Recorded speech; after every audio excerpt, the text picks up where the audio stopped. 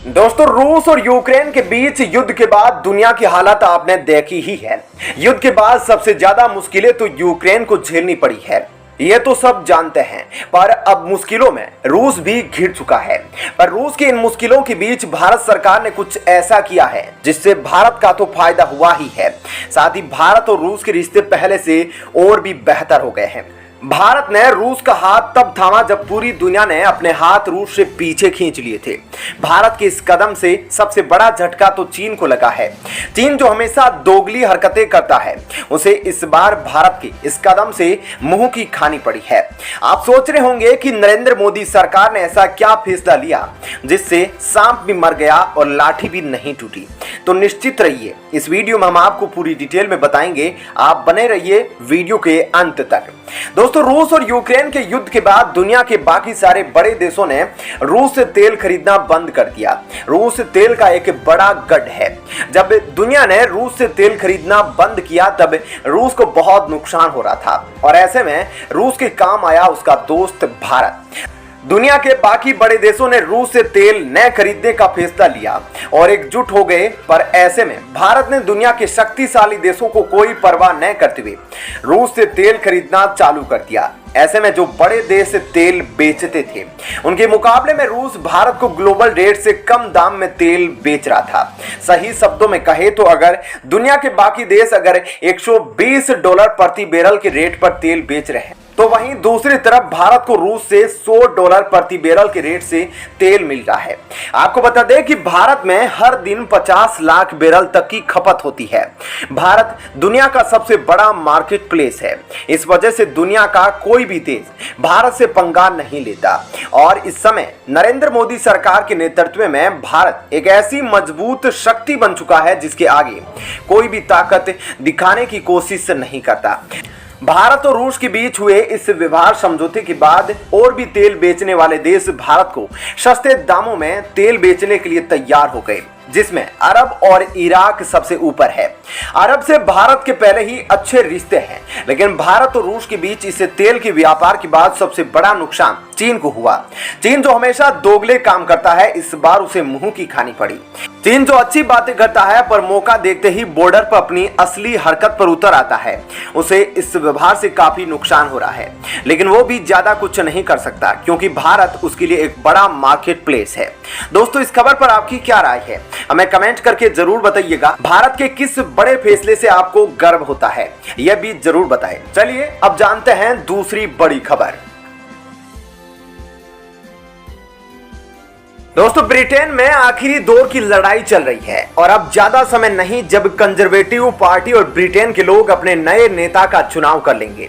इस बार ब्रिटेन का यह चुनाव काफी खास बन गया है और दोस्तों इसकी बड़ी वजह यह है कि भारतीय मूल के नेता ऋषि सुनक काफी मजबूती से इस दौड़ में बने हुए हैं और इस बात से ब्रिटेन के साथ भारत भी काफी खुश है क्योंकि जिस देश पर ब्रिटेन ने एक समय पर राज किया था, आज उसी देश के सर्वोच्च स्थान के लिए भारत के ऋषि सुनक लड़ाई लड़ रहे हैं।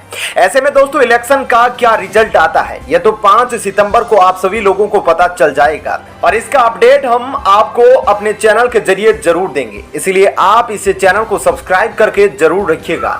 लेकिन दोस्तों, ऋषि सुनक का यहां तक पहुंचना अपने आप में बहुत बड़ी बात है। ऐसे में ऋषि सुनक ने नतीजे आने से पहले अपने बयान में ऐसा कुछ कहा है जिससे लोगों का समर्थन उनकी तरफ तेजी से आ रहा है और ऋषि सुनक की विपक्षी और जॉनसन काफी टेंशन में आ गए हैं। ऐसे में ऋषि सुनक ने आखिर ऐसा क्या कहा, इस बारे में हम आपको इस वीडियो में बताने वाले हैं, इसलिए वीडियो को अंत तक जरूर देखिएगा। लेकिन उससे पहले आप यह कमेंट करके जरूर बताइएगा कि आपको क्या लगता है, इस बार ब्रिटेन के इलेक्शन में जीत किसकी होगी, यह हमें कमेंट करके जरूर बताइएगा। तो चलिए अब विस्तार से देखते हैं पूरी खबर।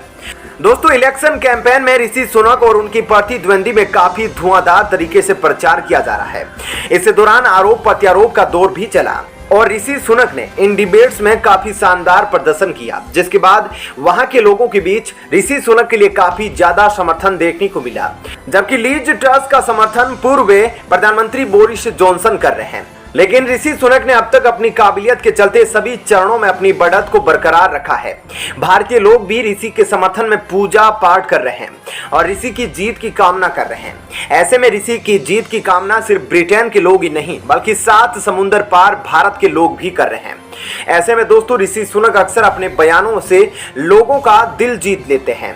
उन्हें इस बार इलेक्शन के अंतिम चरण में उन्होंने जो बयान दिया है उसने लोगों का दिल जीत लिया है, जिसके बाद ऋषि का समर्थन भी काफी ज्यादा बढ़ गया है और उनके जीतने की उम्मीद भी। बता दें कि दोस्तों ऋषि सुनक ने अपने बयान में ब्रिटेन को दुनिया का सर्वश्रेष्ठ देश बनाने के लिए दिन रात काम करने का संकल्प लिया है। जी हाँ, उन्होंने ऐसा कहा कि किसी के पलने बढ़ने, परिवार शुरू करने और कारोबार स्थापित करने के लिए ब्रिटेन दुनिया का सर्वश्रेष्ठ देश है और यहाँ हमारा भविष्य उज्जवल नजर आता है। लेकिन हम वहाँ तभी पहुँच सकते हैं जब हम चुनौतियों का ईमानदारी और विश्वसनीय योजनाओं के साथ सामना करेंगे। मेरे पास सही योजना है जो कंजर्वेटिव मूल्यों में निहित है और मैं इस दौड़ में हमेशा इस बात को लेकर स्पष्ट और ईमानदार रहा हूं। हमें पहले मुद्रास्फीति से निपटना चाहिए और यही ब्रिटेन के बारे में मेरी सोच है और मैं जिस देश से प्यार करता हूं उसके एवं पार्टी के लिए यह हासिल करने के लिए दिन रात काम करूंगा। बता दें कि चुनावी मुकाबले के शुरुआती चरण में सांसदों ने उन्हें जबरदस्त समर्थन देकर 2 अंतिम उम्मीदवारों में चुना है।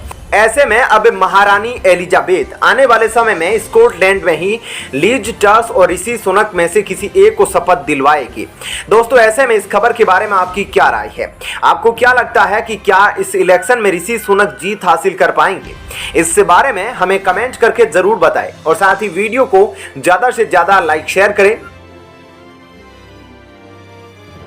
दोस्तों भारत और चीन के बीच हिंद महासागर में एक तरह का युद्ध ही चल रहा है और लद्दाख में तो दोनों देशों की सेना आमने सामने ऐसे खड़ी है जैसे मानो कुछ ही सेकंड में यह युद्ध शुरू होने वाला हो। इसी बीच अब भारत ने एक ऐसा दांव खेल दिया है जिससे चीन की चीखें निकल गई है। आखिर भारत ने ऐसा क्या किया है और चीन क्यों इतना बौखलाया हुआ है, इन सब के बारे में हम आपको इसी वीडियो में बताएंगे, इसलिए वीडियो को अंत तक जरूर देखिएगा। लेकिन उससे पहले आप कमेंट करके बताइएगा कि भारत जो चीन के साथ कर रहा है क्या वो सही है या नहीं। तो चलिए अब देखते हैं पूरी खबर विस्तार से। बता दें कि दोस्तों चीन के सिल्क रोड को टक्कर देने के लिए भारत अब स्पाइस रूट यानी कि मसाला मार्ग तैयार कर रहा है। ये तो आप सभी जानते हैं कि चीन बेल्ट एंड रोड के नाम से सिल्क रोड यानी कि रेशम मार्ग बना रहा है और रेशम मार्ग ही वो रास्ता है जिसके जरिए रोमन काल में चीन पश्चिमी देशों के साथ व्यापार करता था और अब इसी रेशम मार्ग को खड़ा करने के लिए चीन पैसे लगा रहा है और इसी सिल्क रोड को बनाने के लिए चीन पाकिस्तान, श्रीलंका और कंबोडिया जैसे देशों को अपने कर्ज के जाल में फंसाकर उनको हड़प रहा है या यूं कहे कि उनको दिवालिया बना रहा है। लेकिन चीन को उसी के दांव में फंसाकर भारत ने एक बड़ा दांव खेल दिया है और चीन की घेराबंदी को जवाब देने के लिए भारत ने भी अपने प्राचीन हथियार में धार देना शुरू कर दिया है।